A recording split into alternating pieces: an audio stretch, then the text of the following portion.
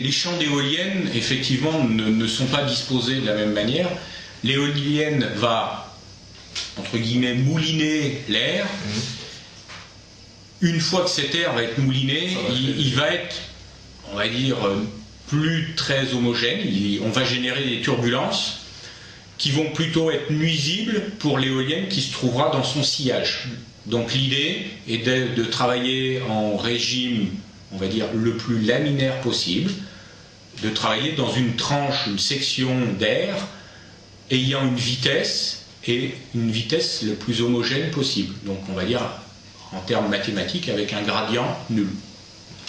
Et donc si on met les éoliennes en enfilade, la première va générer des turbulences et va faire que celle qui va se trouver dans son sillage va travailler de manière bien moins bonne et va avoir un rendement inférieur à la première, quoi, en fait. Tout à fait. D'accord.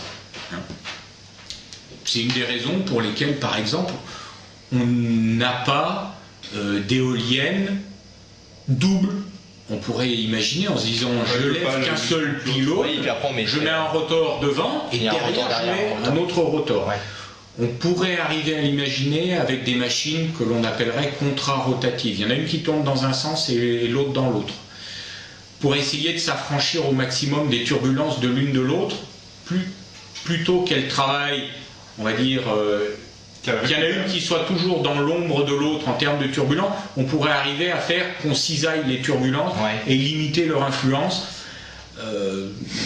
Bon, c'est pas encore réalisé et a priori c'est pas la voie vers laquelle se dirigent les gens. Ils préfèrent lever N pylônes et bien les séparer les uns des autres.